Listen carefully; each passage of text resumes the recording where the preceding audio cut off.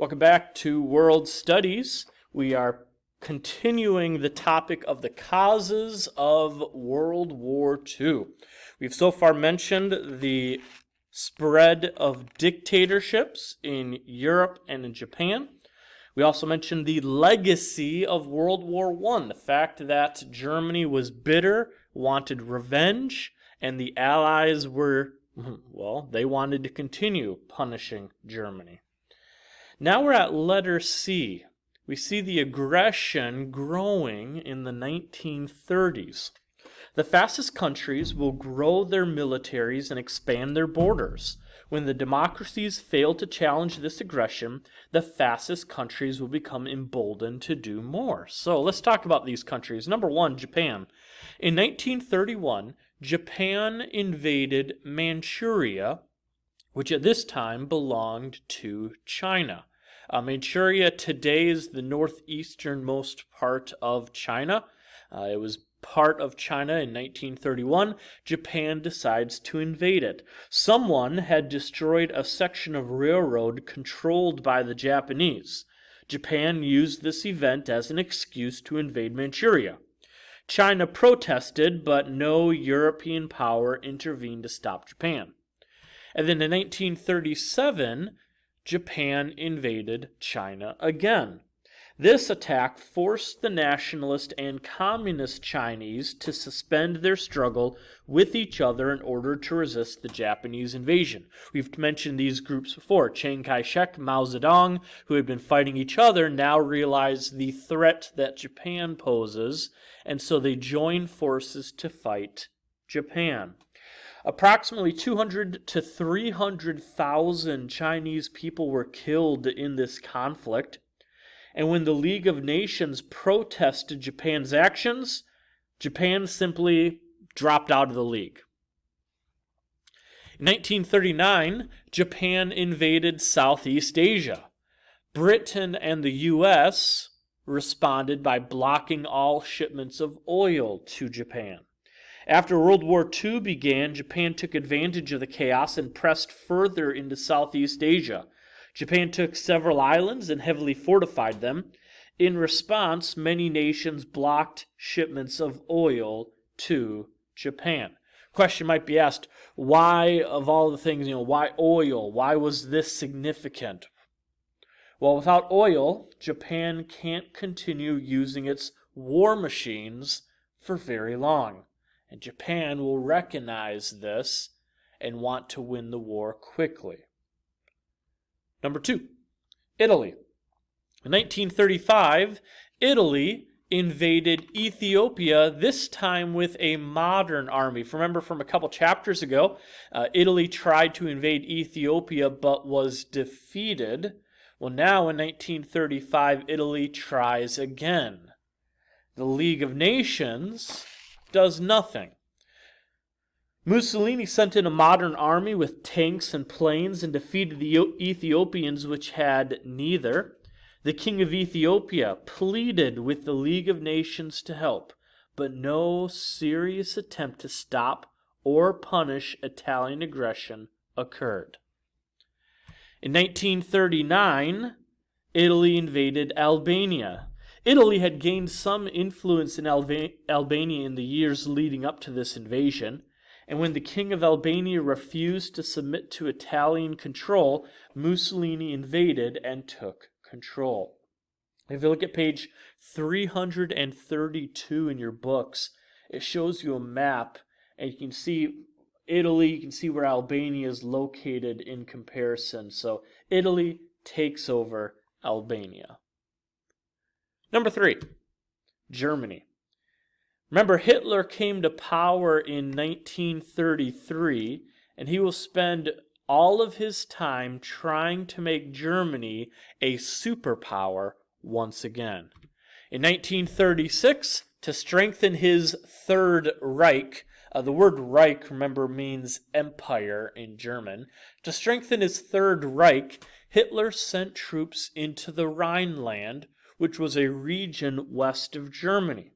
The Rhineland technically belonged to Germany, But according to the Treaty of Versailles, it was supposed to remain demilitarized. Think of it as a neutral zone between Germany and Belgium and France. The Germans marched in anyways. The French responded with angry words, but nobody tried to stop Hitler. Germany fortified this region to protect against future attack. 1938, Germany then absorbs Austria. Remember, Austria had been the ally of Germany in World War I. Austria was a German-speaking country, ethnically speaking very similar to the Germans. Hitler, who also came from Austria, arranged to have an Austrian Nazi selected as Chancellor of Austria.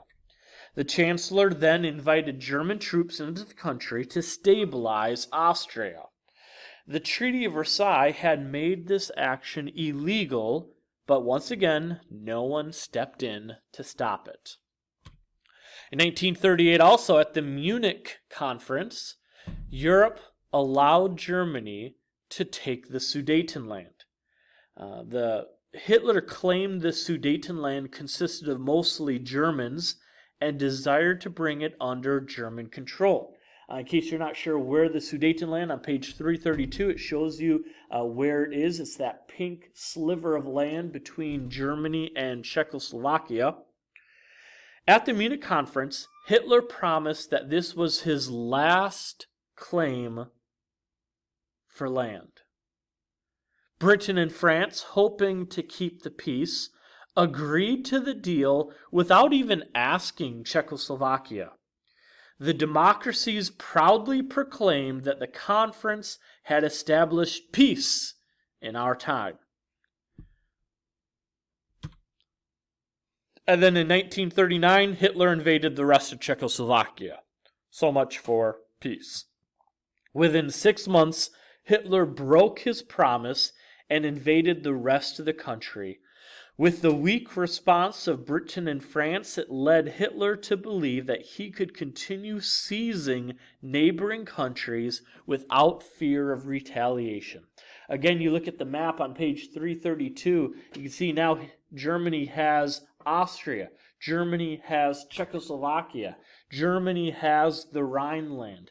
All of this done without even having to fire a shot. Hitler has managed to take control of this territory, and no war, this is all before World War II, has even broken out. Letter D. The failure of democracies to stop or to oppose aggression. What happens? Some of you guys maybe have had to babysit a younger sibling, or maybe you guys have seen parents like this at the store. What happens when a child is told not to do something and then does it, and then nothing happens? The answer is they do it again. Germany, Italy, and Japan continued to act against the wishes of the global community, but because no one tried to stop them, they continued to expand and conquer. Neville Chamberlain, the Prime Minister of England at this time, in order to avoid war, he sought appeasement. That means avoiding conflict by making concessions. He was the one who famously said, "Peace in our time," after the Munich Conference. Chamberlain's used Britain's influence to persuade weaker nations, like Czechoslovakia, to submit to Hitler's demand for territory. Over in the U.S., Franklin Roosevelt maintained a policy of isolation. Most Americans were not concerned with the actions of Hitler and others. The U.S. felt safe, separated by 2 oceans from Germany, Italy, and Japan. Finally, letter E, the events that triggered the war. Number 1, alliances. After World War I, Germany had no allies. So when Hitler takes over, all of that is about to change. Germany signed the Pact of Steel with Italy and the Anti-Comintern Pact with Japan against Russia. The three countries, Germany, Italy, and Japan, form the Axis powers. Comintern was the communist organization intent on spreading its beliefs all over the world. Germany, Italy, and Japan hated communism, and they joined forces to counter the Soviet Union. Most of Europe actually believed this to be a good thing. It brought a false sense of security with these alliances. After all, many Europeans feared communism more than fascism. That all ended when Germany and Italy signed the Pact of Steel, a military agreement between the two nations. The Western democracies became even more fearful when Germany will make a deal with Russia. Germany signed a non-aggression pact with the Soviet Union. Why was this important for Hitler? The answer was so he wouldn't repeat the mistakes of World War I. He wanted to be able to fight a war that wasn't a two-front war like World War I.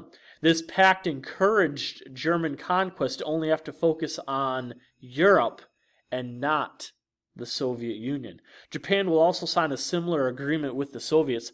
This political cartoon, I know the bottom of it cuts off a little bit, but you can understand what's going on. The man pictured on the left is Joseph Stalin of Russia. The man pictured on your right, Adolf Hitler of Germany. The man that you kind of see on the bottom is Poland. The idea is these two countries are making agreement to divide Poland up amongst themselves. But you can also see that both of them have guns behind their backs because both of them are not to be trusted. And they know that. And it's going to eventually lead to a betrayal of the two. Number 2, German invasion of Poland. On September 1st, 1939, on a very testable date, German invasion of Poland begins World War II. Over 1.5 million German troops rushed across the border. Hitler believed Europe would not act as before. After all, Europe hadn't done anything with Czechoslovakia, with the Sudetenland, with the Rhineland before this. So why would they change now? This time, however, he will be wrong. The Allies, those who opposed the Axis powers, declared war. Although wrong, Hitler was resolved to fight and take control of Europe. Poland fell within a few weeks. Please read on page 333 the purple box to yourself entitled Polish Resistance. Read that to yourself. Unpause the video once you have finished. All right, welcome back. Number 3. Japanese bombing of Pearl Harbor. Japan had sent diplomats to the U.S. in the hopes of easing the oil embargo. They also prepared for war. When diplomacy failed, they decided to act. This strategy was to destroy the U.S. Navy before it could be used against them. And on December 7th, 1941, on another very testable date, Japan launched a surprise attack on Pearl Harbor, bringing the U.S. into the war. Japanese forces killed more than 2,000 Americans, destroyed most of the aircraft, and sank several battleships. Providentially, the aircraft carriers were away on maneuvers and escaped destruction. This brutal attack quickly turned the previous neutral U.S. into a key Allied power. Just a reminder, for World War II, which we're talking about, the two sides in the war are the Allies and the Axis. Axis and Allies. So this is World War II. World War I was a different war, different names. But here we have the Allies and the Axis powers. All right, please draw a line in your notes and know that you have a quiz over those notes. So please make sure you take the quiz. Make sure you turn it in with the packet as well. Hope you all have a good rest of the day. Be good, do good. Bye.